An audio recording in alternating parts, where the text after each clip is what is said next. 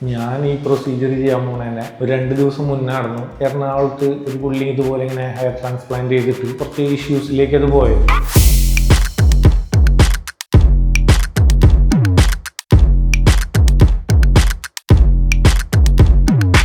Hi, ഞാൻ Rohit. Film production executive ആയിട്ടാണ് ഞാൻ വർക്ക് ചെയ്യണത്. ഈ വർക്കിന്റെ ഭാഗമായിട്ട് നമ്മുടെ മുടി കൊഴിച്ചിൽ കാര്യങ്ങളെല്ലാം നല്ലോണം ഉണ്ട്. അപ്പം അതിനൊരു ശാശ്വതമായ പരിഹാരം എന്ന നിലയ്ക്ക് നമ്മളിപ്പോൾ ക്യൂട്ടീസ് ഇന്റർനാഷണൽ വന്നിരിക്കുകയാണ്. ഇന്ന് അതിൻ്റെ പ്രൊസീജിയറാണ്. അങ്ങനെ മാർക്കിങ് കഴിഞ്ഞു. ഇനി കഷണ്ടിയിലത്തെ ലാസ്റ്റത്തെ ഒരു സെൽഫി.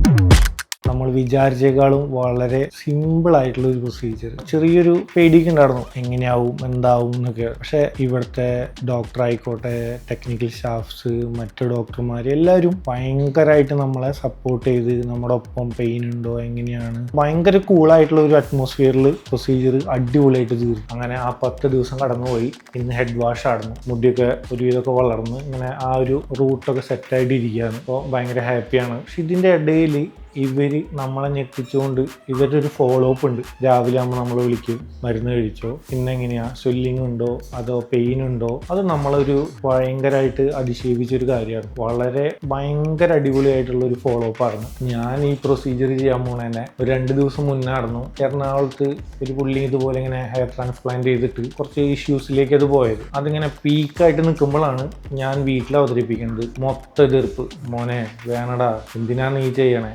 ഈ പറയുന്ന എല്ലാ കാര്യത്തിനെയും അതിശയിപ്പിച്ചുകൊണ്ടാണ് കേട്ടോ ഈ ക്യൂട്ടീസിന്റെ ട്രീറ്റ്മെന്റും അവിടുത്തെ പ്രൊസീജിയറും ബാക്കിയുള്ള നമ്മളോടുള്ള പെരുമാറ്റവും ഡീലിങ്സും എല്ലാം. ഏതൊരാൾക്കും, സാധാരണ ഒരാൾക്കും കടന്നു ചെന്ന് ധൈര്യമായിട്ട് അപ്രോച്ച് ചെയ്യാൻ പറ്റുന്നതും അതേപോലെ കാര്യങ്ങൾ ചെയ്യാൻ പറ്റുന്ന വൺ ഓഫ് ദ ബെസ്റ്റ് സ്ഥലമാണ് ക്യൂട്ടീസ്. അത് ഞാൻ ധൈര്യത്തോടു കൂടി പറയാം.